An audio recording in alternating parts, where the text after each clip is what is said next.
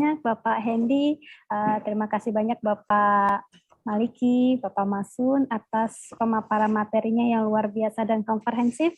Mudah-mudahan kita semua tercerahkan dari materi-materi yang tadi disampaikan oleh para narasumber. Tadi Bapak Maliki telah menyampaikan dari sudut pandang salah satu jenis fraud yaitu kecurangan atas laporan keuangan dan peran IAI selaku organisasi profesi akuntan.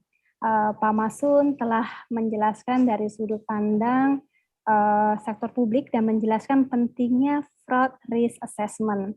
Dan hal ini telah disatukan semuanya oleh Bapak Hendy dari sudut pandang keperilakuan para pelaku fraud. Dari perilaku yang muncul dapat digunakan untuk mendeteksi sekaligus melakukan pencegahan fraud. Ada konsep, ada best practice, dan semua tentang pencegahan dan pendeteksian fraud dalam perspektif keilmuan perilaku bisnis yang curang telah dibahas hari ini. Namun saya yakin para peserta webinar belum puas. Nah, oleh karena itu kami berikan kesempatan para peserta untuk menggali lebih dalam dan memperoleh insight tentang pencegahan pendeteksian fraud ini. Ini merupakan suatu momen yang langka gitu ya, bisa menggabungkan 3 narasumber hebat itu di room kita hari ini. Sebelum kita munculkan pertanyaan pertama, kami mohon kepada para narasumber dan para peserta untuk foto bersama. Mohon dibuka kameranya, tim panitia akan mengambil gambar. Silakan tim ICT.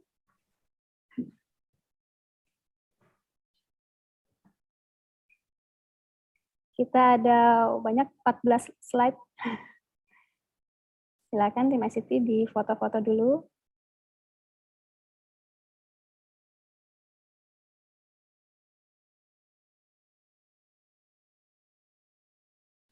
Izin Bu Ratna, boleh bertanya nggak Bu? Ya nanti kita ke sesi tanya jawab ya Bapak. Sebentar, kita sesi foto dulu.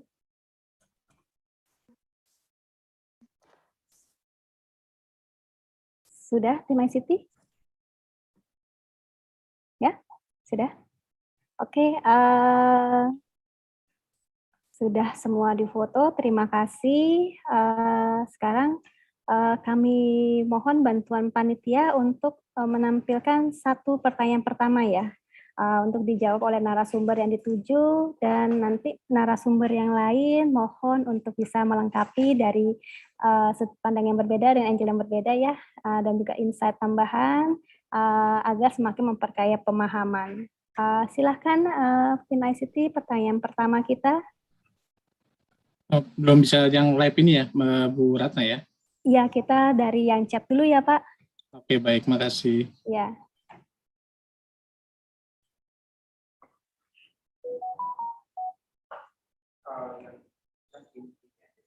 Nah ini ada pertanyaan pertama dari Arum Retnosari. Nah ini dari Setie, mahasiswa akuntansi. Nah ini pertanyaan kepada Bapak Maliki. Ini Retnosari menyatakan sangat menarik dan sedih gitu ya, bahwa hasil survei ECFI ini pada tahun 2020 bahwa ada kecurangan dalam laporan keuangan, presentasinya sangat kecil 10%. Tapi ternyata memiliki dampak kerugian yang besar itu ya, dari dua kecurangan lainnya yaitu penyalahgunaan aset dan korupsi. Nah, sayangnya fraud tersebut diketahui setelah terjadi gitu ya. Yang ditanyakan adalah apa peran yang bisa dilakukan SPI, Satuan Pengendali Internal, untuk mencegah atau mendeteksi kecurangan dalam laporan keuangan tersebut secara konkret dan juga menjaga independensinya agar SP ini bisa untuk membantu ini ya, karena kan memang SP itu masih dalam satu organisasi tersebut atau pemerintah tersebut ya. Terima kasih. Silakan Bapak Maliki untuk menjawab pertanyaan ini, nanti dilengkapi oleh Bapak Masun dan Bapak Hendy. Baik, terima kasih. Tadi Mbak Arum siapa? Arum Sari siapa? Arum. Baik ya, saya coba menjawab. Mungkin mendeteksi, mencegahnya itu kan kita sudah, saya nggak akan bercerita panjang ya. Mendeteksi, mencegahnya tadi kan sudah dijelaskan. Cuma isu yang utama adalah mungkin yang akan saya angkat adalah kita sebagai SPI, misalnya kita sebagai SPI itu adalah stafnya perusahaan sehingga tidak apa namanya goyang lah independensinya gitu, kira-kira seperti itu ya. Apa yang harus dilakukan? Ini banyak nih baru ini yang harus kita lakukan sebetulnya di dalam di dalam SPI yang sudah baik ya, intra audit yang baik, dia sudah punya charter ya, punya charter, intra audit charter, piagam antara kepala SPI dan dirut ya, terutama ya, untuk artinya memberi kebebasan untuk bisa melakukan audit dan memeriksa apa saja dan menyampaikan apa saja. Sebetulnya itu ada charter yang sebetulnya tidak perlu takut lagi gitu ya. Sebab kalau takut lagi ya kita ya percuma, sudah ada charternya. Cuma bisa dimaklumi karena kita sebagai pegawai kan ada ketakutan dengan pimpinannya sendiri ya, pimpinan sendiri karena dia bisa mencat kita lah atau apa, dan ini kayaknya isunya tuh bukan SPI saja nih, hampir semua pegawai ini seperti ini gitu ya.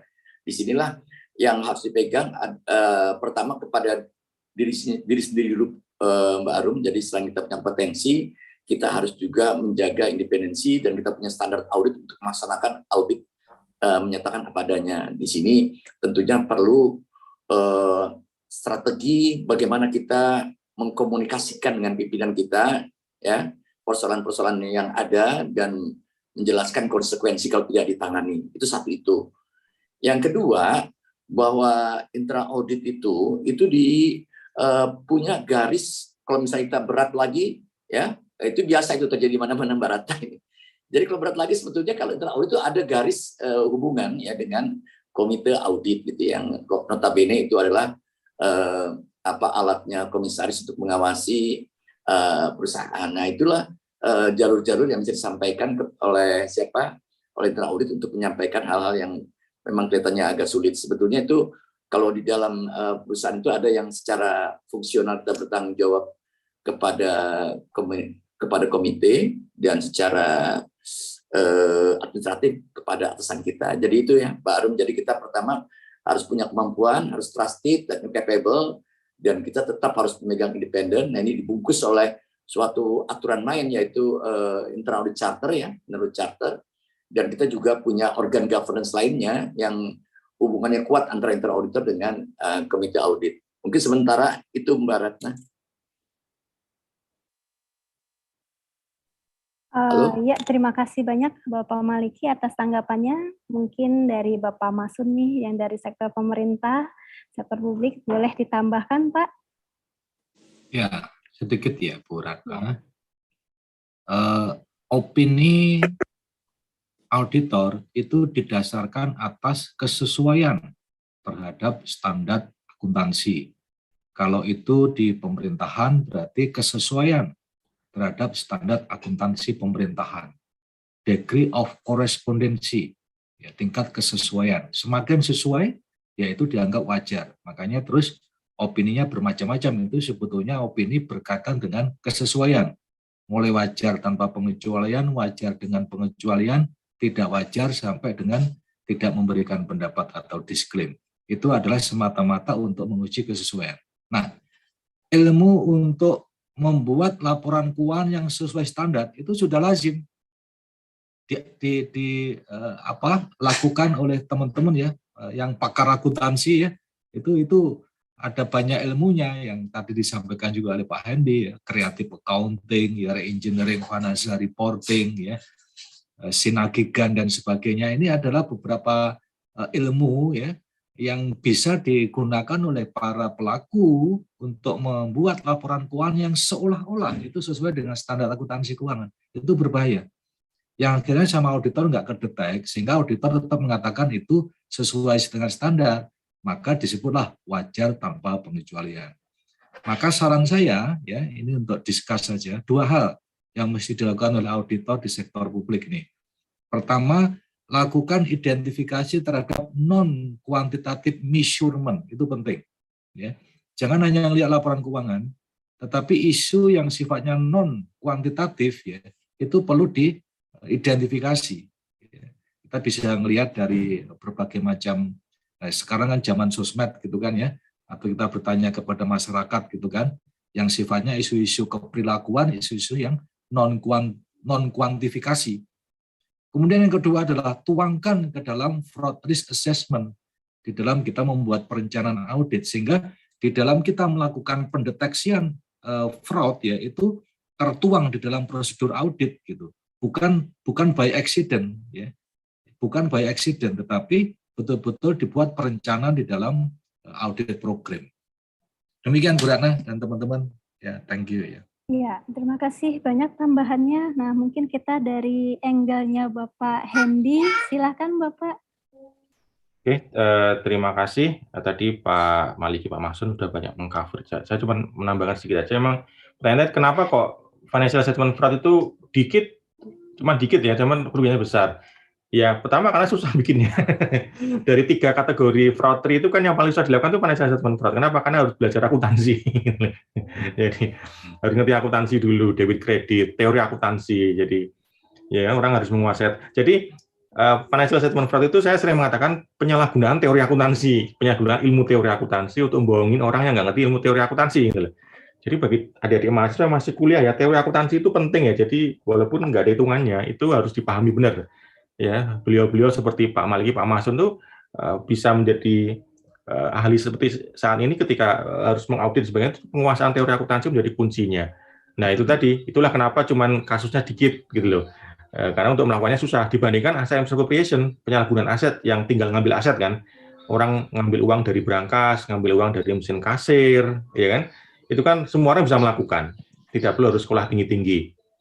Nah itu alasannya kalau yang sepanjang yang saya tahu. Tapi kemudian tadi Pak Masud juga poinnya sangat bagus sekali bahwa story behind the number itu harus kita pahami tidak hanya sekedar dari laporan keuangan ya. Jadi ada story behind the number. Orang-orang yang mempelajari ilmu anti fraud kan penekannya bukan story of the number tapi story behind the number. Cerita di balik angka itu. Ya. Jadi itu banyak yang sifatnya kualitatif, sifatnya itu informasi non kuantitatif seperti Pak Masud bilang tadi. Ya.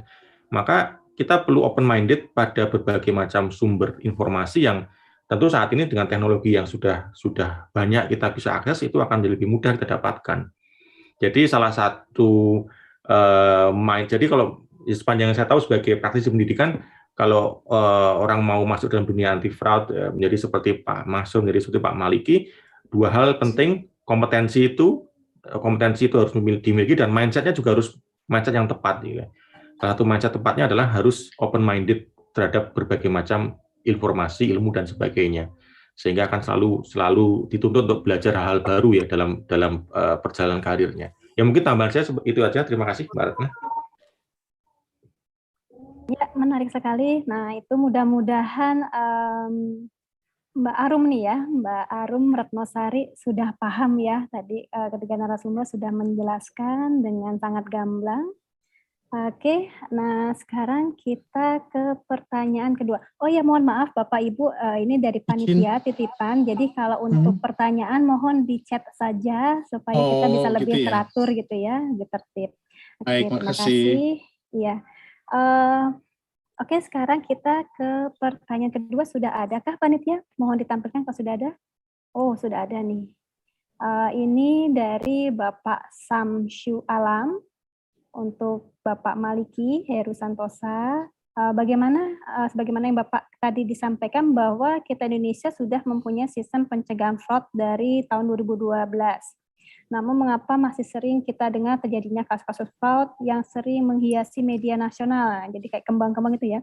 Apakah ini karena sistem pencegahan fraud yang kita miliki kurang reliable, atau mungkin sistem yang ada tidak berjalan cukup baik? Nah, kedua, kira-kira treatment apa yang terbaik untuk ditetapkan di negara ini sehingga fraud tidak terus terulang lagi, minimal indeks yang lebih rendah dari negara lain. Kalau tadi sempat dikatakan bahwa terjadi fraud karena ada faktor weak internal control, namun tentu tetap harus ada jalan lain supaya fraud bisa dikendalikan. Monggo dijawab lagi Bapak Maliki, dan nanti dilengkapi dari Pak Masun dan Pak Hendy. Terima kasih. Sebenarnya yang lebih tepat Pak Hendy dan Pak Masud ini bicara perilaku. Tapi gini ya, Terima kasih Pak Samsul Alam. Ini pertanyaannya berat banget ini ya. Kita ingin untuk stop ya. Tadi kan kalau nggak salah Pak Masun udah mengutarakan kalau nggak salah ya. Fraud never zero ya Pak ya. Nah, kita hanya bisa meminimalisir dan meminimalisirnya gitu. Kira-kira seperti itu ya. Kalau kenapa terjadi terus ya itu banyak faktor ya. Artinya banyak faktor tadi kan kita bisa pendekatan tadi penyebab adanya korupsi tadi kan ada bisa fraud triangle itu kan, ada diamond, ada pentagon, malah yang nggak pernah diungkap nih Pak Hendy nih, Profesor Hendy dengan Pak Masun nih, Pak Masun, Dr. Masun, bahwa kita belum pernah mengungkapkan iron triangle itu yang lebih besar lagi gitu kan. Kalau fraud triangle itu bicaranya persoalan yang kecil-kecil aja menurut saya ya. Tapi ada lagi aspek-aspek yang stakeholder yang lebih besar lagi, yang menyangkut multi stake actors yang mungkin orang lain nggak akan kelihatan ya. Ini yang menyebabkan agak sulit ya. Karena saya pernah melakukan diskusi pada tahun 2018 itu, mungkin Pak Profesor Edi juga hadir juga barangkali ya, itu bagaimana money politik dan segala macam. Ya kemudian ada shadow government, shadow actors yang mempengaruhi ini. Jadi yang ketangkap tuh mungkin yang di depan-depan saja, di belakangnya nggak ketangkap. Jadi dalam arti kata ini kalau yang konteksnya korupsi yang besar itu memang agak kompleks ya, agak kompleks. Memang itu perlu kolaboratif ya, tidak hanya kita sendiri. Makanya ada kerjasama antar negara gitu ya, misalnya dalam konteks transfer pricing, dalam konteks macam-macam itu ada kerjasama antar negara karena sudah keterkaitan.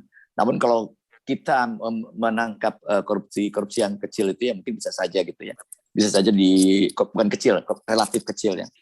Nah kemudian ini oleh karena itu kalau kenapanya ya makanya itu pemerintah membuat negara, saya bilang negara karena ini melibatkan tidak hanya pemerintah tapi juga lembaga-lembaga tinggi negara termasuk KPK, BPK ya. Itu menyiapkan strategi nasional pencegahan pemberantasan korupsi sejak 2012 terus di-update terus sehingga bagaimana berusaha untuk menyelesaikan korupsi di Indonesia kira-kira. Saya rasa ini tadi kalau nggak salah Pak Profesor Hendy juga mengutarakan itu ya, itu sampai kiamat nggak pernah berhenti gitu kira-kira kalau nggak salah gitu tadi. Saya dengar seperti itu. Tapi kita berusaha untuk minimalisir. Paling tidak yang harus dipegang adalah diri kita anti fraud itu dulu, dikira anti fraud dan berusaha untuk mengatasinya. Mungkin itu barangkali mungkin kita perlu update atau yang kedua barangkali ini, karena si fraudster itu kan berusaha untuk belajar juga dia kayak kita belajar mengatasi fraud, dia juga belajar menghindar gitu.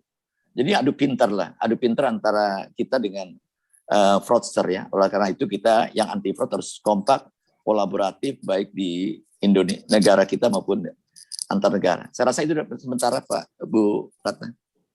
Baik, dilanjutkan Bapak Hendy mungkin bisa berikan pandangannya Pak. Oke, terima kasih. Jadi menyambung dari uraian dari Pak Maliki tadi bahwa ya itu sebenarnya pertanyaan besar yang selalu kita tanyakan ya, terutama kalau kita sudah tunjukkan hasil-hasil misalnya indeks korupsi kita dan sebagainya. Kenapa masih seperti ini? Kenapa belum selesai? Kenapa masih ada kasus kalau muncul berita di TV? Ya memang itu permasalahan yang multidimensi dan kompleks kalau lihat dari sisi ini ya, dari sisi permasalahannya. Namun demikian memang ada banyak hal yang kita mesti ini ya melihat. Ini kan sebenarnya kontribusinya kan dari berbagai pihak, tidak cuma dari satu sisi, tidak cuma dari pemerintah atau lembaga pemerintah, tapi juga dari masyarakat dan juga dari dunia pendidikan. Nah, kalau dari dunia pendidikan ya kita selain tentu saja kita berpartisipasi dalam melakukan riset dan sebagainya, kita juga yang menghasilkan calon-calon profesional di masa yang akan datang gitu kan. Jadi kalau kita melihat bagaimana kita harus mengatasi permasalahan fraud ini, kita mulai dari sisi yang paling ini adalah mungkin dari sisi pendidikan, bagaimana kita membangun awareness dari sisi pendidikan, bagaimana kita menyiapkan mindset yang benar, yang baik dari para calon profesional di masa yang akan datang, ya kan? Dan bagi saya salah satu faktor penting yang tidak boleh kita lupakan adalah faktor manusianya gitu loh. kita sangat ini sekali, apalagi era digital ini kan kita sangat tergantung sekali pada teknologi. Kita lupa bahwa yang namanya sistem anti fraud itu komponen terpentingnya itu sebenarnya adalah pada manusianya. Maka tadi saya jelaskan di awal dengan berbagai macam statistik teknologi yang ada di dunia saat ini, listnya sudah banyak sekali. Ternyata itu nggak akan jalan kalau faktor manusianya nggak kita perhatikan. Kalau dalam organisasi budaya tidak mensupport itu semua, ya sama saja tidak ada fungsinya semua itu, ya kan? Teknologi, sistem dan sebagainya, peraturan dan sebagainya juga hanya akan dijadikan formalitas begitu saja. Dan tadi saya sempat menjelaskan ada crime displacement, itu sudah teori klasik, tapi selalu ada terus bahwa seperti Pak Maliki sampaikan tadi, pelaku fraud juga orang pinter, ya kan? Banyak pelaku fraud yang minimal pernah kuliah gitu kan. Jadi mereka intelektualnya tinggi, sehingga ketika ada perubahan yang ada terkait dengan peraturan dan sebagainya, mereka juga akan merubah cara mereka melakukan fraud. Jadi ini sebuah perjalanan terus yang akan kita lakukan. Tentu kita berharap suatu saat akan mencapai tujuannya, yaitu kalau tidak menghilangkan, yang meminimalkan dalam seminimal mungkin ya resiko fraud di Indonesia. Dan tentu saja itu juga sekali lagi menuntut peran serta dari berbagai elemen masyarakat yang ada di Indonesia. Mungkin tambahan saya seperti itu. Ibu Ratna, terima kasih. Ya, Bapak Andi, terima kasih. Bapak Masun, boleh ditambahkan lagi, Pak? Ya, sedikit Bu Ratna. Yang disampaikan Pak Maliki, Pak Andi sudah sangat baik. Dan pertanyaannya juga sangat baik, karena ini selalu ada pertanyaan seperti itu di setiap kita seminar tentang fraud. Dan kenapa fraud itu berulang? Ya. Ini adalah kita sampaikan sampai kiamat pun fraud itu harus tetap ada, pasti ada kan. Fraud is never zero, kan kira-kira seperti itu. Maka beberapa tanggapan yang sering juga disampaikan adalah harus dibangun internal control yang baik, yang efektif, harus dibangun sistem anti fraud, gugus anti fraud, harus ada whistleblowing system dan sebagainya, gitu kan. Nah, secara tidak sadar itu semua juga ternyata masih tidak bisa menekan secara signifikan jumlah fraud, gitu kan. Maka kita akhirnya mengajulah kepada ilmu-ilmu yang terkait dengan financial criminology. Sedikit ini sebelum diakhiri dari saya ya, bahwa ada yang bisa kita kaji ini dari teori the moral licensing. Dia mengatakan ya, kebaikan yang pernah dilakukan sering dijadikan lisensi dan pembolehan ketika melakukan keburukan sebagai kompensasi atas kebaikannya tersebut.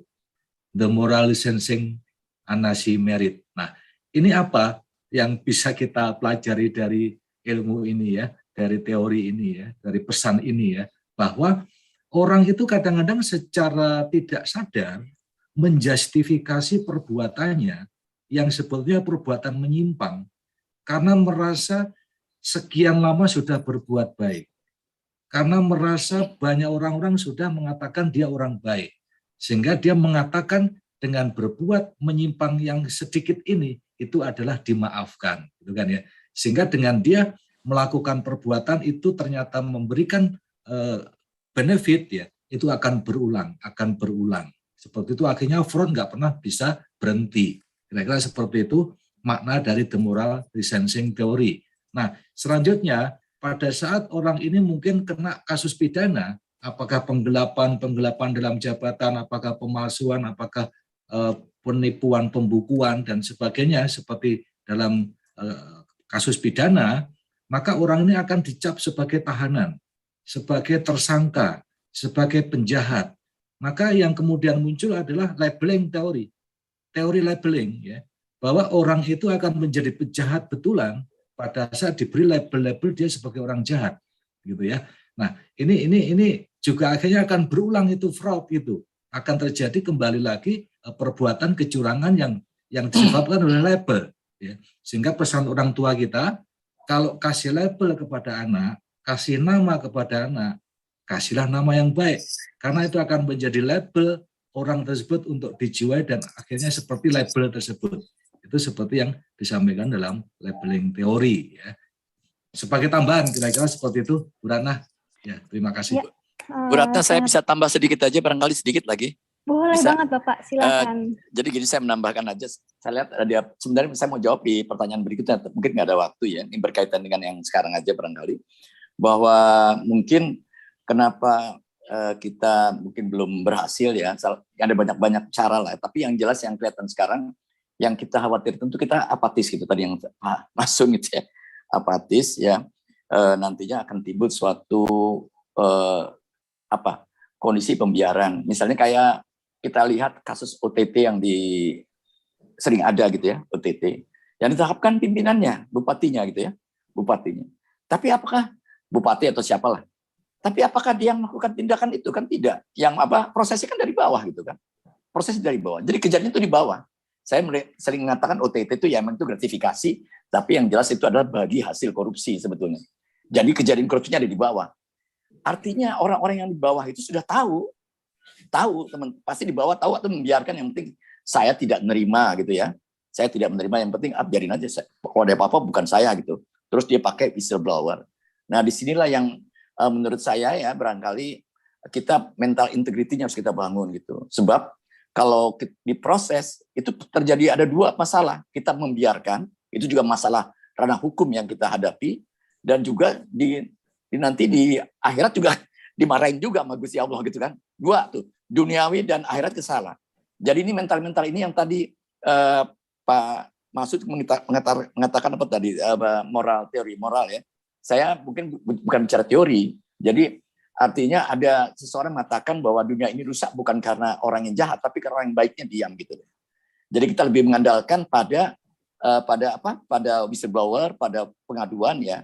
Justru yang harus berani kita utarakan adalah integritas. Integritas berani menguruskan dengan cara-cara yang apik sehingga tidak terjadi lagi gitu. Tidak menyampaikan sesuatu yang tidak baik. Jadi masalah integritas tadi mungkin ini ranahnya Pak Hendy ini barangkali, Profesor Hendy ini ya. Jadi lebih ke arah behavior. Karena secara hard semua sudah ada intrakontrol, ada risk management, ada pengawas, ada apa, semua jebol gitu saya. Nah, itu macam-macam ya. Dari sini yang perlu dibangun adalah integritas ya, sehingga berani mengatakan apa yang ada gitu. Saya rasa itu barangkali Mbak Ratna. Ya, terima kasih banyak Bapak Maliki, Bapak Masud, Bapak Hendy untuk pertanyaannya. Ya memang ini kembali lagi ke kitanya ya Pak. Kalau bukan dari kita siapa lagi gitu kan istilahnya ya. Jadi memang mental integritas itu yang memang harus dibangun dari diri sendiri. Oke, kita beralih ke pertanyaan berikutnya. Mohon ICT.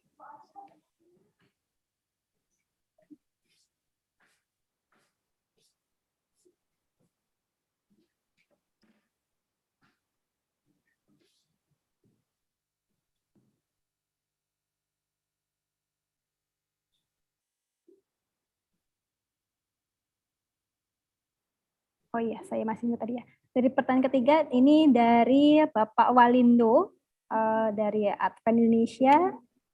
Sekarang kita ke Bapak Masun ya pertanyaannya. Ini melanjutkan pertanyaan tadi. Dalam melakukan fraud, seorang biasanya akan jauh lebih ahli dan dapat menggunakan kambing hitam dalam melaksanakan aksinya. Nah, bagaimana auditor forensik menyikapi hal tersebut? Kedua, mengapa perusahaan atau individu yang menjadi korban fraud itu cenderung memilih untuk menyembunyikan dari perhatian publik atas kejadian fraud yang dialaminya daripada berusaha mendapatkan keadilan atau menghukum pelakunya? Silakan Bapak Masud, nanti Bapak Maliki dan Bapak Hendy menambahkan. Terima kasih. Oke, Pak Waluyo ya dari Universitas Advent. Bapak Walindo. Pak Walindo, oke, thank you. Begini, di dalam kita melakukan audit forensik atau pemeriksaan investigatif itu ya, itu aksioma di dalam audit forensik itu berlaku. Apa 3 aksioma itu? Pertama adalah fraud is hidden. Kecurangan itu pasti tersembunyi. Pasti dilakukan dengan sembunyi-sembunyi. Nggak mungkin diproklamasikan ya, setelah berbuat curang. Itu very hidden. Yang kedua adalah reversi proof. Ya. Artinya apa? Pada saat dilakukan pemeriksaan, orang yang melakukan perbuatan curang itu akan berusaha untuk membuktikan bahwa dia tidak curang. Ya. Makanya pasti akan menghilangkan barang bukti. Maka strategi untuk melakukan pemeriksaan investigatif adalah tangkap tangan. Tujuannya agar tersangka tidak menghilangkan barang bukti. Kemudian yang terakhir adalah apakah si A, si B itu menjadi tersangka atau bukan, itu kewenangan hakim, ya, bukan auditor. Auditor hanya mengumpulkan bukti dan akhirnya disampaikan kepada pihak yang berwenang. Ya. Jadi dalam serangkaian proses audit itu dimulai dari mungkin ada laporan, ya, laporan dari di kepolisian, ya, kemudian kita diminta untuk melakukan pemeriksaan, ya, maka adanya LP atau pengaduan itu penyidik minta kita untuk bantu melakukan pengujian fraud dan juga menghitung kerugian. Jadi ada dua hal target kita kalau kita melakukan pemeriksaan investigatif itu. Pertama adalah menguji apakah terjadi fraud. Ya. Kalau bahasanya Pak Hendy, Pak Maliki, 5W 2H itu. What, when, where, dan sebagainya. How much. Bagaimana modus operandinya dan berapa kerugiannya. Itu yang akan disampaikan oleh auditor forensik atau investigator. Nah, selanjutnya ini akan dipakai penyidik. Kita akan di BAP menandatangani berita acara pemeriksaan sebagai ahli, ya, bukan saksi, ya, jangan saksi, ya. Kita ahli, kalau auditor itu ahli. Kemudian di situ akan ada proses sampai namanya kalau di kepolisian, ya, di Bareskrim misalnya itu P21, berkas dinyatakan lengkap, masuk ke kejaksaan masuk ke pengadilan. Nah, di pengadilan itulah itu akan diuji. Nah, kita akan diminta lagi memberikan keterangan ahli, gitu kan. Jadi ada serangkaian yang kita lakukan, sekaligus mungkin menjawab pertanyaan yang tadi kan, kenapa kok investigatif itu tidak dilakukan bareng dengan audit umum? Enggak seperti itu konsepnya. Ya. Kalau audit umum itu jelas tujuannya adalah menilai kesesuaian dengan standar akuntansi keuangan. Begitu di situ ada diduga terjadi penyimpangan yang cukup material, ya, mungkin opininya adalah tidak wajar. Kemudian yang diduga tidak wajar itu didalami lewat investigatif. Ya. Dengan investigatif akhirnya ketemu memang terjadi sebuah pelanggaran hukum, ya, PMH, perbuatan melawan hukum, adalah terjadi korupsi misalnya kan, atau terjadi fraud, ya, yang menimbulkan sejumlah kerugian. Nah, kerugian inilah yang nanti harus dihitung oleh akuntan, oleh auditor. Ya, ada banyak metode untuk menghitung kerugian itu. Ya, maka silakan lebih lanjut nanti memperdalam, ya, ilmu ini, ya, cukup bagus, ya, untuk kita, apakah sebagai akademisi, apakah sebagai praktisi, apakah kita bekerja di sebuah organisasi, ilmu ini sangat bermanfaat. Jadi silakan bisa diperdalam. Ini alhamdulillah bisa hadir pakar-pakar, ya, Pak Hendy dan Pak Maliki, ya. Saya kira bisa dicarikan narasumber lebih lanjut itu. Ilmu ini sangat bermanfaat. Financial Criminology. Terima kasih, Bu Ratna. Baik sekali Bapak Masun. Kami undang Bapak Hendy untuk menanggapi. Silakan Bapak. Oke, mungkin dari sisi praktisnya mungkin Pak Maliki nanti bisa lebih banyak ini, tapi kalau saya mungkin lebih ke sisi akademisnya. Jadi menyambung dari penjelasan Pak Masun, jadi memang saya kembalikan ke tadi teori yang sering kita pakai, fraud triangle itu kan mesti ada aspek rasionalisasi. Jadi kalau kita melihat dari berbagai macam fraud yang ada di dunia, mesti ada aspek, banyak diantaranya pada aspek rasionalisasi, pembenaran. Dan pembenaran itu adalah hasil dari pembelajaran, gitu loh. Orang diajari, oh ini kan nggak apa-apa, kenapa nggak ada aturannya? Oh ini nggak apa-apa, karena cuma dikit. Oh ini nggak apa-apa, karena nggak ada yang dirugikan. Ini nggak apa-apa dan sebagainya, karena ini perintah atasan dan sebagainya, itu kan. Nah itu kan menjadi bagian, ya, karakteristik dari yang namanya fraud, ya. Mungkin bagi yang praktisi seperti Pak Mahsud sudah sangat familiar sekali, ya, dengan jawaban-jawaban seperti itu. Kenapa Anda melakukan fraud, terus kemudian alasannya macam-macam dan sebagainya. Nah, yang menariknya adalah profesi. Tadi saya sangat ini sekali, ya, bahwa kompetensi ini penting bagi tidak cuma mereka yang bekerja di lembaga-lembaga khusus tertentu, misalnya kayak BPK, BPKP, atau KPK untuk mempelajari. Menurut saya sebagai edukator itu penting, minimal memahami dasar-dasar dari ilmu tentang fraud ini, gitu. Karena itu kan menjadi bagian dari dinamika nanti profesi, kan. Siapa tahu nanti harus ikut menangani permasalahan ini di tempat kerjanya, misalnya, jadi tahu apa yang harus dilakukan dan apa yang nggak boleh dilakukan. Nah, tapi profesi yang ada di dalam bidang anti fraud itu kan macam-macam. ya kan, ada yang publik, ada yang swasta misalnya, dan itu pun akan menggunakan atau punya dinamika yang berbeda. Misalnya kalau kita melihat terutama dari swasta misalnya, kita mungkin jarang melihat proses ini terekspos di media misalnya. Padahal kalau Bapak Ibu atau teman para praktisi swasta yang terkait dengan bidang anti fraud, sebenarnya masalah fraud di swasta juga banyak gitu loh.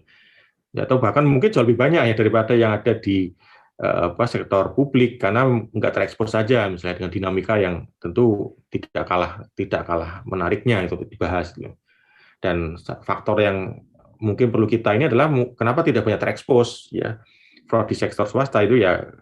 Kalau kita lihat dari survei ACFE, nomor 1 itu image ya. Ya, karena kita mencoba menjaga image. Fraud itu jelek tidak hanya merugikan secara finansial, juga merugikan secara image. Kenapa tidak banyak diekspos di publik? Banyak fraud itu karena ya image. Karena kalau sampai ke publik nanti image-nya jelek, imbasnya kemana-mana. Kalau mungkin imbas yang lebih finansial ya mungkin kalau dari ini ya mungkin investornya kabur, harga sahamnya turun dan sebagainya, itu kan imbas-imbas finansial. Tapi non finansial juga akan muncul di situ juga, yaitu bahwa fraud itu akan menghasilkan fraud berikutnya. Jadi fraud itu seperti menjadi sebuah addiction, kecanduan. Jadi begitu satu organisasi melakukan fraud berhasil, biasanya kan sekarang aja tahun ini aja nggak apa-apa, ini kan tahun yang susah ya. Mungkin kita sekali aja melakukan fraud. Nanti tahun depan hampir bisa dipastikan akan melakukan lagi.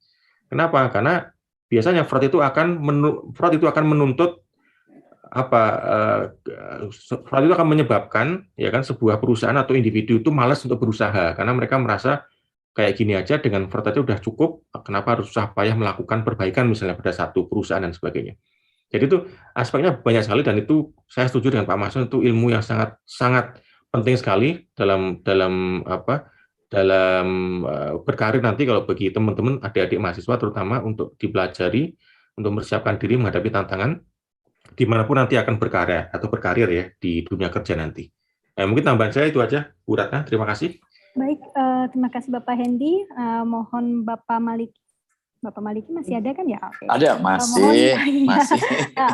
Mohon ditanggapi Pak, mungkin dari segi profesi akuntan gimana nih Pak perannya di sini? Buat saya jawabnya dari mana-mana aja barangkali. Boleh deh. Jadi begini barangkali ya. Ini tadi jawabannya sudah bagus-bagus saya rasa ya. Saya hanya saya coba melihat benang merahnya bahwa tadi kan kalau selama ini kalau untuk mengatasi fraud itu sering kita terjebak pada bukan fraud saja sebetulnya dalam pelaksanaan apapun ya, itu sering terjebak pada yang sifatnya hard control gitu loh. Oleh karena itu kita hard control bukannya soft control. Soft control itu bukan soft control ya, soft control ya. Soft control. Soft control. Jadi kita lebih cenderung pada yang sifatnya formalisasi gitu kan. Absen. Yang absen siapa nggak tahu gitu kan. Kita nggak lihat dari substance. Padahal substance over form sudah dikenal di dunia akuntansi sejak zaman tahun berapa, udah lama sekali ya. Ini oleh karena itu kita sebagai pelaku maupun sebagai auditor gitu ya, harus meyakinkan bahwa substansi juga terjaga ya. Satu itu. Kedua, dalam konteks tadi yang Pak Profesor Hendy utarakan bahwa di swasta betul tuh banyak itu. Tadi mungkin karena image jadi dia tidak mengungkapkan, atau tadi yang saya utarakan adalah masalah kaitan reputasi. Kembali pada yang sifatnya soft tadi, itu tadi sebetulnya sudah diutarakan bahwa dalam diskusi kita bahwa corporate culture is the most powerful control ya. Tadi Pak Profesor Hendy mengatakan culture itu apa? Collective mind ya Pak ya, collective mind. Nah berikutnya dalam konteks ini saya rasa value ini perlu terus dianut dengan baik karena apa? Culture itu asumsi perusahaan yang baik ya, dia pasti punya culture yang baik. Culture-nya baik, punya value yang baik. Dia nggak mungkin, ayo korupsi, nggak bakal itu, ya kan? Nggak bakal ada nilai-nilai buruk ditanamkan. Kecuali organisasi mafia narkoba kayak di Kolombia itu mungkin beda ya, culture-nya beda mafia. Tapi kalau kita kan asumsi organisasi baik pasti punya culture baik, kultur yang baik, dan kita tidak berani keluar dari norma ada nilai-nilai dari organisasi itu. Oleh karena itu corporate culture sangat penting ya, yang sifatnya soft gitu ya. Berikutnya kaitan dengan apa namanya kualitas ya. Dalam audit tadi kita kan akan menyampaikan laporan, entah itu laporan investigasi atau laporan apa saja itu ya. Itu selalu kita berpegangan kepada standar ya. Standar itu menunjukkan kualitas kerja kita. Standar apapun itu adalah kualitas. Nah, standar itu ya berarti kita kalau kita sedang melakukan audit investigasi ya ada standarnya. Kita harus menyesuaikan dengan pedoman-pedoman yang ada. Itulah menunjukkan kualitas kita. Di situ selain itu juga dalam melaksanakannya tetap berpegangan kepada independensi dan objektivitas. Itu ditunjukkan. Jadi selama ini saya sering berseloroh nih.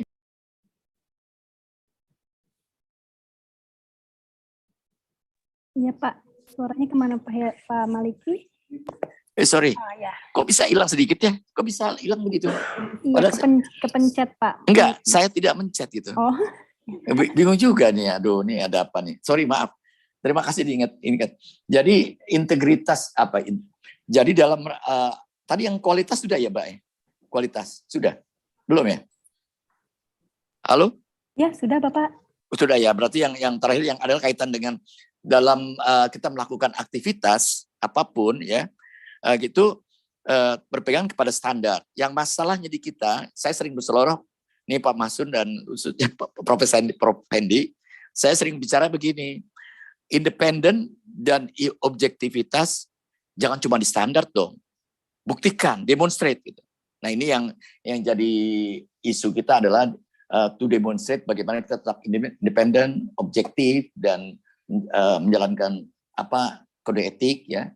Dan yang terpenting mungkin isunya adalah bagaimana kita berkomunikasi dan berelasi untuk menyatakan kebenaran dan ketidakbenarannya ini. Ini sebenarnya suatu seni sendiri nih, karena bagaimana juga orang itu tidak kaget, dan dari pengalaman banyak lah kalau saya ceritakan panjang gitu ya. Artinya kita perlu mempelajari seni komunikasi audit ya, komunikasi sehingga bisa menyampaikan tanpa kita perlu takut dan tanpa kita harus melanggar independensi objektivitas.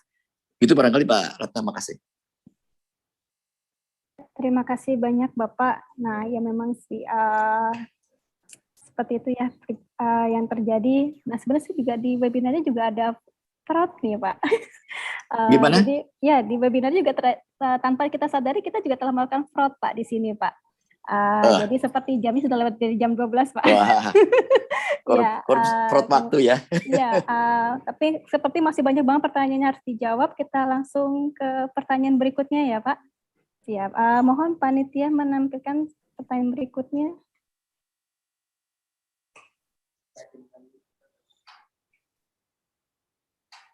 Ya, ini pertanyaan kita yang keempat. Nanti kita 5 saja ya kita batasi ya. Mohon maaf Ibu Bapak. Ini yang keempat ya. Ini pertanyaan untuk Pak Mahesa dan Pak Masun. Ada pertanyaan, apakah dari siapa ini ya? Dari Mbak Ratna kayaknya dari Mbak Ratna ini, dari moderator ini. Oh ini dari moderator. Ini dari siapa ini? Kita kan nanti mau ada hadiah. Kita pastikan dulu. Oh dari Ihsan Rangkuti. Oke, dari saudara Ihsan Rangkuti, pertanyaannya, apa tanggung jawab dari auditor eksternal dalam hal terjadinya fraud pada audit yang diperiksa? Apakah sampai kepada tuntutan pidana dan perdata? Jika auditor yang bersangkutan terduga karena kelalaian, bagaimana perlakuan akan hal yang terjadi? Nah, ini peran IAI atau IAPI dalam hal menyikapi ada tindakan kantor atau auditor yang turut terlibat dalam dugaan fraud dan hal tersebut telah terekspos media ataupun instansi OJK. Seperti itu. Silakan dijawab Bapak Masun. Oh, oke. Simple aja kita sampaikan ya di akhir sesi ini saya kira. Yang pertama kalau dari sisi auditnya nih, sebetulnya di audit sektor bisnis ya, itu IAPI sudah menetapkan standar audit nomor 240 bahwa auditor harus mempertimbangkan penilaian risiko kecurangan. Kalau dari auditor pemerintah, SPKN paragraf 21 pun juga sudah mewajibkan auditor pemerintah ya, eksternal auditor untuk mempertimbangkan penilaian risiko kecurangan dalam melakukan audit laporan keuangan. Maka pada saat kita melaksanakan audit dengan comply, dengan mematuhi standar tersebut, berarti kita mesti harus melakukan serangkaian proses untuk penilaian risiko kecurangan. Ya.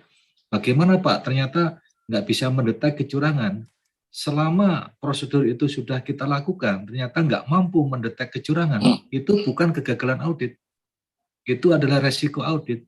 Auditor tidak bisa dituntut atas prosedur ini, karena sudah melakukan serangkaian kegiatan audit yang patuh terhadap standar audit yang ditetapkan. Gitu ya. Itu adalah audit risk, bukan kegagalan audit. Ya. Nah, dari sisi akuntan publik itu juga sudah diatur ya, undang-undang yang terkait dengan akuntan publik itu juga cukup clear. Kalau nanti terbukti akuntan publik ikut serta di dalam melakukan kecurangan ya, yang mengakibatkan sejumlah kerugian dan sebagainya, itu ada ancaman pidana. Ya. Undang-Undang Nomor 5 2011. Ya.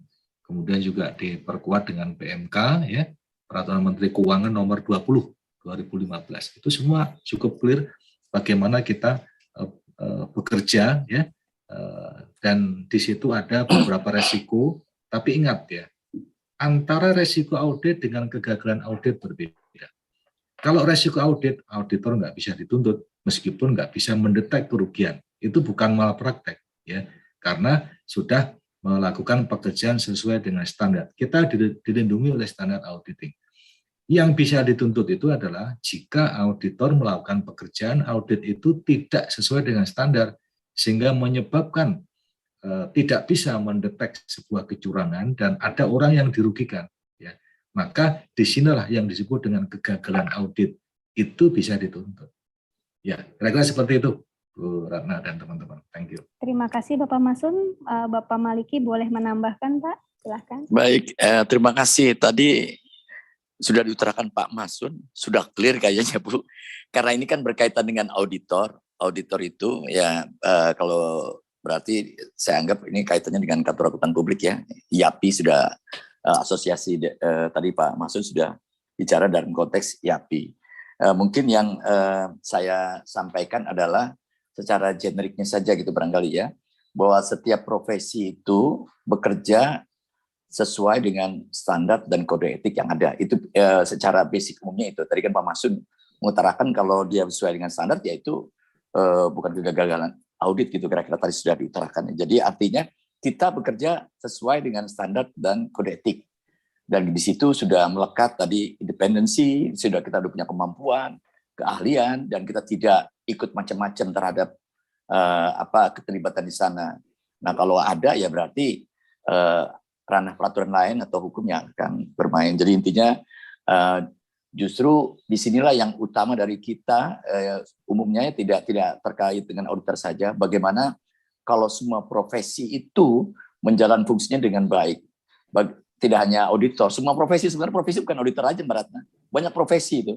Kalau profesi ini menjalankan semua sesuai dengan standar, kode etik, Indonesia aman lah gitu, bagus lah gitu ya. Bagus ya. Kalau untuk konteks kita ya memang dalam kaitan dengan fraud ya, yang berkaitan dengan fraud ya tentunya akan terhindar dari fraud yang besar, yang minimalisi terjadinya fraud. Serasa itu barangkali Mbak Ratna. Ya, terima kasih banyak Bapak Maliki. Bapak Hendy mohon disampaikan juga. Oke, mungkin saya sedikit saja karena tadi dari aspek praktisi Pak Maliki dan Pak Masun sudah sangat ini sekali komprehensif penjelasannya. Singkat, padat dan jelas ya, tapi mungkin saya lebih ke ini ya, adik-adik mahasiswa terutama ya. Jadi itulah tadi sempat saya sampaikan pentingnya kita memahami audit forensik. Jadi audit forensik itu sebenarnya bukan audit. Biasanya kalau mahasiswa itu punya audit 1, audit 2, ini bukan audit 3 sebenarnya, bukan. Ini udah dimensi yang berbeda, ini proses yang berbeda, ya kan? Nah, kenapa? Karena audit keuangan sendiri punya keterbatasan. Jadi Pak Masun menjelaskan ada resiko audit, ya karena tidak ada audit yang bisa sempurna, itu nggak ada. Karena dalam audit sendiri kalau teman-teman mahasiswa, adik-adik mahasiswa belajar itu ada penggunaan sampel misalnya itu satu aja, itu namanya keterbatasan audit itu ada di situ. Ya, nggak ada audit yang bisa mengcover semua, itu nggak ada gitu loh. sampel sendiri satu sisi itu adalah membatasi kan, dari sekian populasi diambil sampelnya pasti selalu ada potensi sekecil apapun bahwa yang tidak keambil sampel itu ada masalah fraud dan sebagainya. Jadi itu memang apa namanya risiko audit ya, bukan kegagalan audit. Nah, satu hal yang menarik adalah bahwa aspek-aspek yang ada dalam audit forensik ya, atau dalam hal ini komparasi audit keuangan dan audit forensik itu memang terkait tapi tidak sama. Dan ini misconception yang sering terjadi adalah ketika berharap audit keuangan itu bisa menghasilkan atau mempunyai tujuan yang sama seperti audit yang lain, misalnya audit forensik dan sebagainya. Padahal itu kan tujuannya berbeda. Ya. Jadi seringkali, ya ini mungkin terutama lagi untuk adik-adik mahasiswa, kesulitan memahami apa itu audit forensik itu bukan karena audit forensiknya sulit dipahami, tapi karena memang pemahaman audit keuangannya belum baik gitu loh. Sama seperti kalau kita ada yang orang susah berbahasa Inggris karena bukan bahasa Inggrisnya jelek, tapi bahasa Indonesia jelek gitu loh. Jadi kemampuan bahasanya memang kurang gitu loh. Makanya ketika kita memahami satu sisi, apa itu audit keuangan, apa itu audit forensik, kita perlu memahami dua sisi tersebut. Jadi audit keuangan itu punya banyak limitation, penuh dengan judgement dan sebagainya, itu sendiri mengakibatkan memang kita tidak bisa mengharapkan dan tidak mungkin bisa mengharapkan 100% sempurna, ya kan. Nah, oleh karena itu proses-proses yang terjadi di situ juga kita lihat juga dari sisi kalau dibutuhkan akan ada proses audit forensik, dan itu benar-benar satu proses dengan mindset yang berbeda. Nah, jadi keilmuan itu yang kemudian bagi saya, bagi kami, tentu saja tadi sudah disampaikan juga oleh Pak Masun, itu karena sekarang sepanjang yang saya tahu, ini sedikit historis sejarahnya. Tadi ini pertanyaannya tadi belum dijawab dari Bu Ratna kepada saya terkait dengan pusat studi akuntansi forensik ya. Ini saya jawab di akhir. Karena pada saat kami mulai di pusat studi ini tahun 2011 sebenarnya, itu yang namanya audit forensik itu baru dikenal di Indonesia secara kurikulum ya. Dan belum banyak universitas yang punya mata kuliah ini. UII tempat kami adalah salah satunya. Nah, mungkin cuma beberapa universitas yang juga mengikuti punya mata kuliah ini. Tapi seiring berjalannya waktu, saat ini, berarti kan ini sudah 10 tahun ya, hampir semua universitas, bahkan yang kecil dan baru berdiri pun, itu sudah banyak yang punya mata kuliah ini. Sebagian sudah mewajibkan. Bahkan sudah mewajibkan semua mahasiswa akuntansi harus mengambil mata kuliah ini. Bahkan beberapa teman dosen yang di beberapa universitas itu bahkan punya lebih dari satu mata kuliah, semuanya wajib untuk pengetahuan dasar minimal terkait dengan audit forensik atau paling nggak anti fraud. Karena banyak hal yang kita seringkali misconception tentang apa itu anti fraud, apa itu audit forensik, apa itu audit keuangan ya, financial audit. Jadi knowledge building-nya itu sekarang menjadi bagian dari komponen yang dipersepsikan wajib bagi semua calon profesional di bidang akuntansi yang nanti akan masuk dalam dunia kerja, yang saat ini mungkin masih kuliah. Jadi ya itu memang ini tantangan, karena sebelum saya ini tantangannya adalah ketika mempelajari ilmu audit forensik, kita sejak dini sudah bukan dipaksa, tapi dituntut untuk open-minded. Kita nggak cuma belajar satu sisi laporan keuangan. Bahkan kalau teman-teman mahasiswa lihat buku audit itu akuntansinya dikit. Jadi nggak sama buku audit forensik, buku audit forensik terutama yang dari luar negeri itu ngomong akuntansinya dikit, ngomong yang lainnya banyak gitu loh, budaya dan sebagainya itu banyak sekali. Seperti yang disampaikan oleh Pak Maliki, Pak Masun, itu materi yang seperti itu di buku-buku audit forensik itu mendominasi. Sementara materi laporan keuangan itu cuma sedikit, materi akuntansi mungkin sedikit, tapi lebih ke aspek-aspek lain terkait dengan fraud, pencegahan, kenapa terjadi dan sebagainya. Ya, itu mungkin dari sisi keilmuan, mungkin tambahan saya cuma itu aja. Terima kasih. Ya, sangat baik sekali pemaparan dari narasumber kita ya atas pertanyaan-pertanyaannya. Nah, ini pertanyaan kita terakhir saja ya, kita sudah mau jam 12:30, soalnya tidak enak ini merepotkan para narasumber, jadi ekstra waktunya. Pertanyaan terakhir, silakan panitia. Oke. Nah, ini dari Agung. Nah, ini mungkin juga bisa sebagai kata penutup gitu ya. Nah, bagaimana kita menyikapi behavior forensik terhadap budaya fraud yang sudah turun-temurun dalam suatu organisasi? Silahkan Bapak Hendy untuk menyampaikan terlebih dahulu.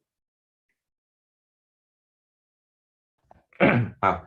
Terima kasih. Jadi pertanyaannya, terus apa yang harus kita lakukan dengan behavior forensik? Sebenarnya ya seperti yang saya sampaikan tadi, seperti yang saya sampaikan tadi,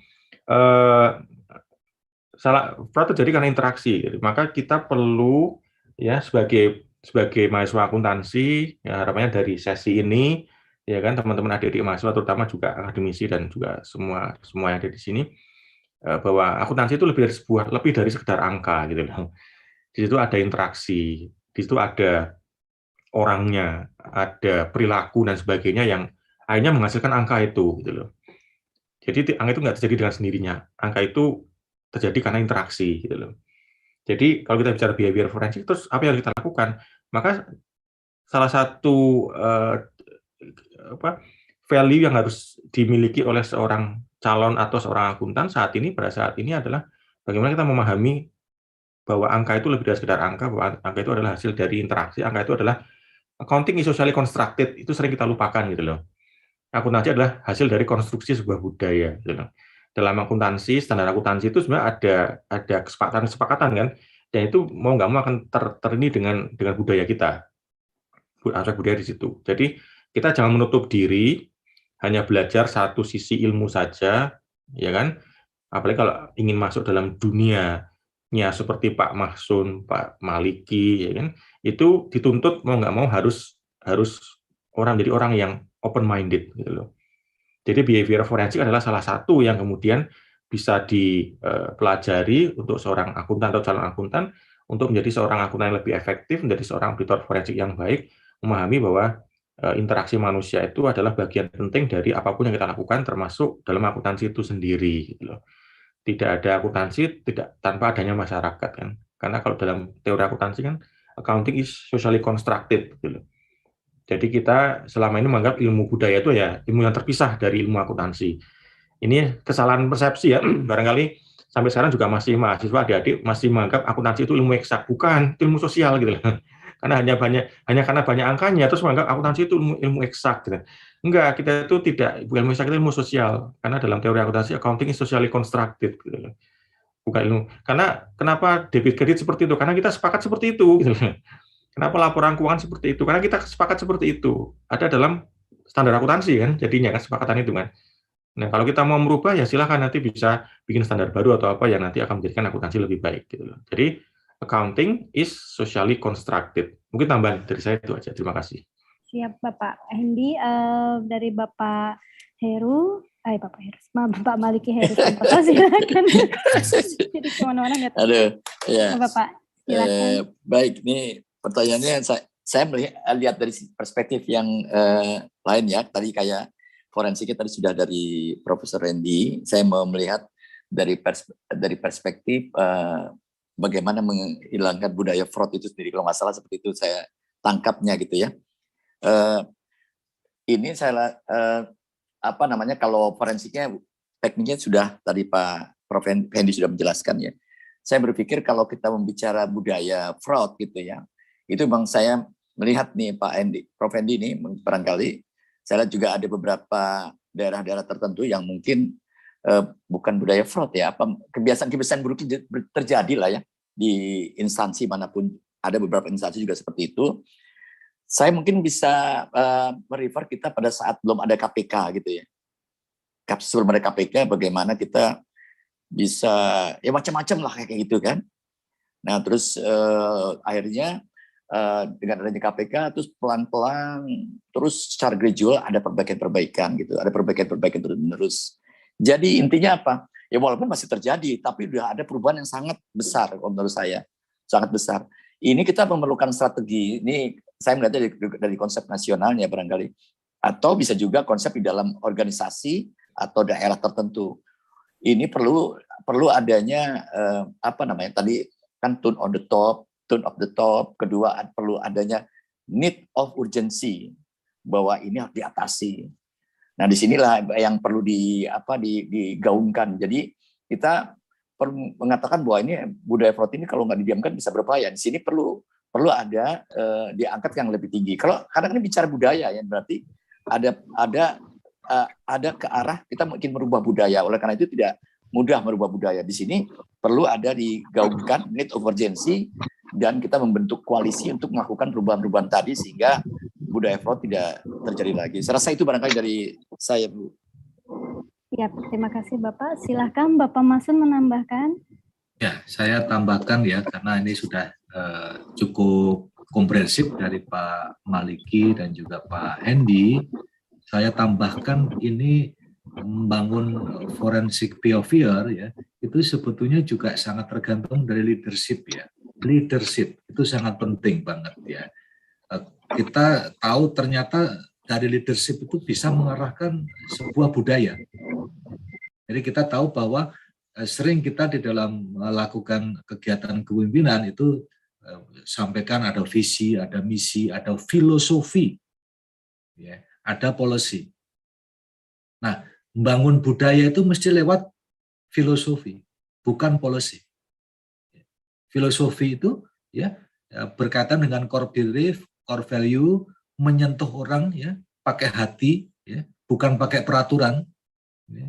Karena ini adalah perlu kesadaran, perlu awareness ya, sehingga kita tidak hanya menggunakan kekuatan aturan untuk memimpin, tetapi juga menggunakan sentuhan-sentuhan yang sifatnya core value. Itu yang disebut dengan filosofi.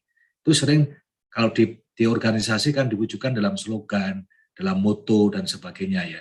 Nah, itu harus recurring, harus berulang, diingatkan terus dari sisi core value yang dibangun tadi. Maka dengan kita recurring ya, yang sesuatu yang sifatnya bukan peraturan, maka itu akan dijiwai, akan menjadi budaya. Satu contoh bagaimana seseorang ya, ini satu auditi yang pernah saya lakukan pemeriksaan ya. Bagaimana Pak? Anda nggak punya internal control yang formal nih, tetapi karyawan Anda jujur ya, tidak ada fraud di situ ya, bahkan mungkin ada tapi tidak signifikan ya, mungkin korupsi waktulah yang kualitatif ya, tapi secara finance clean gitu ya. Kenapa Pak bisa seperti itu? Pak, saya itu membangun budaya anak-anak di sini dengan cara, mohon maaf ya, ini saya sampaikan ya, persensi dia itu saya ganti dengan sholat duha. Ya. Maka dengan dia datang ke kantor, nggak perlu pakai fingerprint, nggak perlu pakai mesin-mesin persensi, tapi dengan pergi ke musola, kemudian dia sholat duha, kemudian dia bekerja. Maka apa yang diterapkan oleh pemimpin itu, dia menghadapkan seseorang yang menjadi karyawannya dengan yang di atas. Yang ngawasin itu bukan aturan, yang ngawasin itu bukan supervisor, tapi Anda bekerja jujur di sini itu, yang ngawasin adalah yang di atas. Maka itu adalah menjadi budaya dan terlihat laporan keuangannya bagus, ya clean ya, dan dia memang akhirnya terbawa sampai rumah budaya-budaya yang anti fraud seperti itu. Ya. Jadi ini ada sentuhan yang lain ya, yang kita tidak hanya mengutamakannya hard ya, tapi yang soft juga perlu kita bangun. Jangan mengandalkan aturan, jangan mengandalkan sistem tanpa membangun yang sifatnya soft, seperti core value. Saya kira gitu, Bu Ratna dan teman-teman. Thank you. Ya, terima kasih semua para narasumber telah memberikan pandangannya. Mungkin satu lagi Bapak para narasumber, mohon dari Bapak Maliki memberikan kata-kata optimisnya gitu kepada generasi muda dan penerus yang mungkin hari ini sedang menonton semua gitu ya, baik dari Zoom maupun dari YouTube UTTV kami yang bisa selalu ditayangkan kapan saja. Jadi ini berkenang-kenangan dari webinar ini, mohon disampaikan Bapak Maliki ajakan untuk generasi muda untuk mulai aware terhadap fraud di sekitar kita. Silakan Bapak Maliki.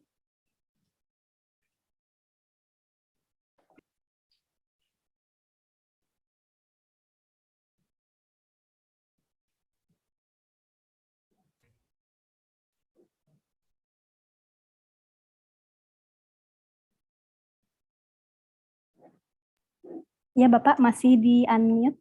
Silakan di unmute Bapak, masih di mute. Tadi sudah, mungkin dari host kali ya, saya nggak tahu, padahal saya nggak unmute. Oke, baik. Apa namanya, generasi kita, adik-adik generasi muda khususnya ya, sejak dini itu harus bisa menanamkan jiwa anti fraud. Sebetulnya kebiasaan kita ini melakukan kebaikan itu akan terbawa terus sampai kita besar, sampai nanti kita sudah dewasa gitu ya. Kita mulai dari hal yang kecil saja, termasuk misalnya jangan sampai ikut-ikutan plagiarisme kan Mbak Ratna ya. Itu pada intinya kita kan bisa bikin tulisan itu crop sana crop sini. Itu nanti kalau kita terbiasa seperti itu sampai besar itu akan seperti itu. Jadi karena itu kita berani jujur di dalam sebagai seorang mahasiswa, jujur untuk mendapatkan prestasi yang baik di sekolah ya. Karena dari situlah kita akan terbentuk diri kita. Karena Aristoteles bilang bahwa kita ini adalah kebiasaan kita. Jadi dibentuk terus dari sejak kita kecil. Jadi saya harapkan bahwa sejak mahasiswa ini terapkanlah jiwa anti fraud. Terima kasih. Terima kasih banyak Bapak atas arahan untuk para mahasiswa kita. Oke, dari Bapak Masun, silakan Bapak sampaikan pesan-pesan untuk generasi mudanya. Oke, saya sedikit saja bahwa perilaku tidak mematuhi prinsip adalah awalan dari sebuah fraud. Maka jangan sekali-kali Anda membuat diskresi untuk tidak mematuhi prinsip, karena sebetulnya itu adalah awal dari sebuah fraud. Saya kira gitu, Bu Rana. Thank you. Yap, mantap sekali. Bapak Hendy, silakan Bapak kata-kata pemberi semangatnya. Oke, terima kasih Bu Ratna. Mungkin dari saya, ya terutama untuk calon akuntan yang masih mahasiswa terutama, bahwa ada banyak hal yang sebenarnya bisa kita pelajari dari akuntansi selain hanya membuat laporan keuangan gitu loh. Akuntansi itu punya filosofi yang bagus, ya kan? Kejujuran, akuntabilitas, ya kan? Dan itu sebenarnya kan pondasi yang paling penting jadi seorang akuntan yang profesional, ya kan? Jadi akuntan itu adalah mereka yang jujur, ya kan? Mereka itu jujur dalam arti bahwa akuntan yang baik itu sebenarnya bukan masalah utamanya adalah bukan bagaimana perusahaan mengejar laba, tapi bagaimana Anda menyampaikan sesuatu yang sejujur-jujurnya gitu loh, sehingga tidak memanipulasi, ya kan? Tidak menyampaikan atau melaporkan yang tidak terjadi atau merubah yang terjadi sehingga terlihat lebih baik dan sebagainya gitu. Maka oleh karena itu biasakanlah untuk kita Anda berpikir untuk jangka panjang. Ya, fraud itu adalah fraud dilakukan oleh orang-orang yang berpikir jangka pendek gitu loh. Jadi terakhir adalah saat ini ya kan etika yang tinggi yang kuat menurut penelitian, perusahaan-perusahaan atau entitas-entitas bisnis yang mempunyai etika yang tinggi itu dalam jangka panjang itu akan mempunyai profit yang bagus dalam jangka panjang, lebih mampu untuk survive. Jadi ingatlah bahwa etik is profit. Barang siapa yang beretika maka dia akan mendapatkan profit dalam jangka panjang minimal. Itu aja mungkin tambah dari saya. Terima kasih. Ya, terima kasih banyak para narasumber. Ini saya ingatkan kembali dari pesan para narasumber pertama, kita harus mulai jujur ya, mahasiswa dari kegiatan kuliah sejak dini kita harus jujur. Kemudian kita juga diharapkan menghindari diskresi ya, pembenaran-pembenaran seperti itu. Kemudian kita harus berpikir jangka panjang ya, karena kita usia masih muda, harus lihat bahwa tadi fraud itu banyak kelemahan bikin bisa merusak citra kita ya, image kita bisa rusak seperti itu. Nah, oke, itu pertanyaan terakhir dari kita. Mohon maaf jika semua pertanyaan belum bisa dijawab. Ini banyak banget saya baca di YouTube maupun di Zoom ini. Ini juga sudah kelebihan waktu karena saking antusiasnya ya para peserta dan juga narasumber untuk menyuarakan, untuk dan mensiarkan untuk pencegahan dan pendeteksian fraud ini gitu. Nah, mudah-mudahan ada secercah pemahaman setelah menyaksikan webinar ini. Kami dari jurusan akuntansi FEUT mengucapkan banyak terima kasih kepada para narasumber yang telah memperkaya pemahaman kita terkait pencegahan dan pendeteksian fraud dari sudut pandang keilmuan dan praktisi.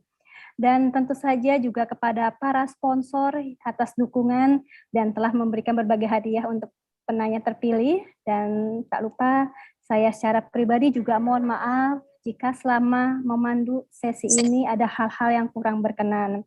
Nah, ini berikut kami tampilkan daftar penanya terpilih. Silahkan panitia. Nah, ini ada 5 orang akan mendapatkan buku dan juga cenderamata dari para sponsor. Terima kasih banyak atas partisipasinya. Selamat siang dan wassalamualaikum warahmatullahi wabarakatuh. Saya kembalikan kepada moderator.